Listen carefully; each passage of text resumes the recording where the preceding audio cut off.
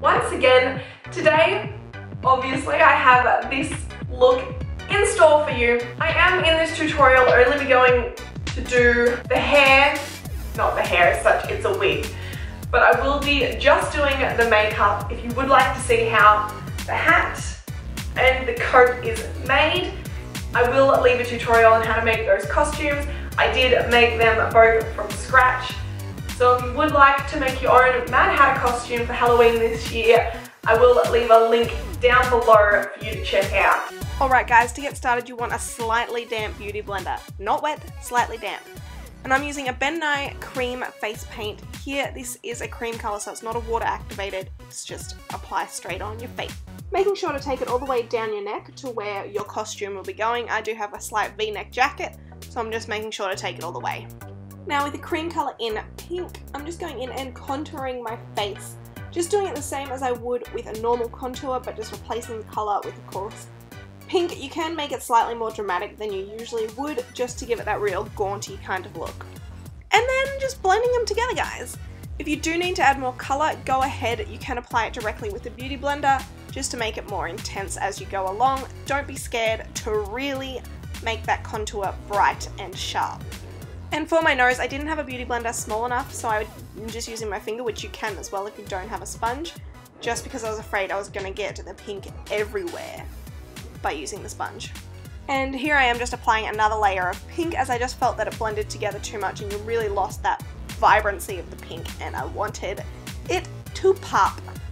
Now the thing about cream colours is you actually need to set them, and especially on places that crease like your eye.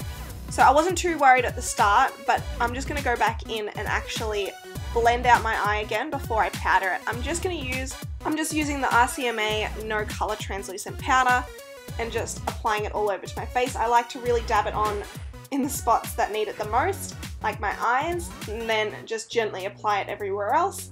And then go in with a nice big fluffy brush and just brush off all the excess and try and get it into all the spaces on your face to make sure they don't crease. Now with the NYX Primal colour in hot pink, I'm just going in and really deepening that contour, just really to the outer edge, not so much the inside, just to really give it that deep, bright pink colour that I wanted. Now don't be afraid to go completely over the top with this contour, guys. Bring out those features that you didn't even know you had. Now with a nice light blue eyeshadow, I'm just applying that all over my eyelid just to create a nice even base. I then do go in with some darker eyeshadows, just blues of course, and really deepen the outer corners. I then go in very last with some nice blue shimmers. I do really like the fact that the Mad Hatter has kind of not overly even or symmetrical makeup by any means, but if you were wanting to make it really quite fancy, you could of course do a blue cut crease instead of just applying the shimmer directly onto your eyelids. But I mean, whatever floats your boat, guys. Just do whatever you feel like doing. But then just with the NYX Prismatic Shadow in Mermaid and Frostbite, not Frostbite, Blue Jeans. I'm just applying that to my eyelid just to give it a little bit of shimmer, not too much. I mean, it really doesn't matter too much because I'm about to put the most dramatic false eyelashes you've ever seen in your entire life on. Now for under the eyes, I'm using the pink colour in the Revolution Pro palette called Ringleader. But just even the same colour that you contoured your face with, you could use that. I then go in and apply a kind of orange over the pink once I'm finished. I just feel like it needed to be slightly different to the colour around my face, but that was just personal preference. I do believe in the reference photos they are very similar in the contour to the eyes, but just make it work for yourself. I also felt like the bottom eyeshadow needed to be left separate from the top. As you can see, I kind of leave a little bit of a negative space between the two of them, just because I really didn't feel like I wanted them blended together. But again, personal preference, you tweak it however you need to. You do you, boo. Now just with the orange half time, I am just applying that right to my waterline pretty much and just blending it down. I just felt like it really intensified under the eyes and I just really liked it, you know? Now I'm just going to fill my brows in with the NYX Liquid Suede Lip Liner in Orange County. But if you really wanted to, you could always just trim a couple of the hairs off the back of your wig to really match the eyebrows to the wig. However, I wanted semi-nice, semi-bushy eyebrows for this look, not fully out of control, crazy Mad Hatter brows. I wanted to make it a little bit glam. Next up is this lovely gap that he has in the middle of his teeth. So I'm just using the Scotty's Tooth Effects palette. Now this is an alcohol-based palette, so just be careful not to get alcohol too close to your eyes or your nose because it's quite intense. So you just put a little bit on the palette, mix it through, and then apply it to dried teeth. Now your teeth really have to be dried, otherwise the product will not stick. You want to let it fully dry before you close the mouth, just so you know it'll stay on there properly. So next up, you just want to white out your waterline just to make your eyes really pop. I'm just using the NYX Jumbo pencil in white. And then I'm drawing on the little white eyelashes that he has at the bottom of his eyes. I mean, you could just paint your eyelashes white, but I do like the drawn on effect that he does have. Now, where did I put those lashes? Oh, there they are. I feel so ridiculous in these. I love it.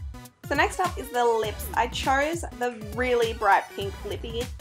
I did then tone it down with a slight orange in the middle, mainly because I have a strange obsession with ombre lips though, so you're probably gonna see a fair few of them this Halloween. So I couldn't find a highlighter that I actually liked to put on top of white. This is just NYX's Prismatic Shadow in Frostbite. I'm really just highlighting a little bit, you can't really see it though. So next up you see me gracefully put on a wig cap over makeup. I'd highly recommend doing it before you do your face, but I'm an idiot. Also, trying to get all my hair into the wig cap is an absolute nightmare. If somebody has any tips to this, please hit me up, because a girl struggles. So help a girl out. I have no idea what I'm doing and I know that you guys can tell, but I bought this super cute, super cute wig from Cosplay Wigs, I do believe. I'll leave a link down below. So then you just want to pop on your hat and your jacket and you are ready to rock any Halloween party you got going. There you have it guys, this is the finished look. If you would like to see how to make the hat and the jacket, I will try and link it at the end of the video. If it is not there though, it will be linked down below once it is live. That is the word I'm looking for. I'll also list down below where I got all my products from, like my wig and my makeup. So if you did want to recreate this look exactly, you can find the exact products that I did use for it. But thanks for watching. Don't forget to like and subscribe. And I'll see you tomorrow. Bye. You care for some tea? I don't know why I'm eating British, but I feel like you need to be British to be the Mad Hatter. Is Alice in Wonderland even British or is it American? That's a good question.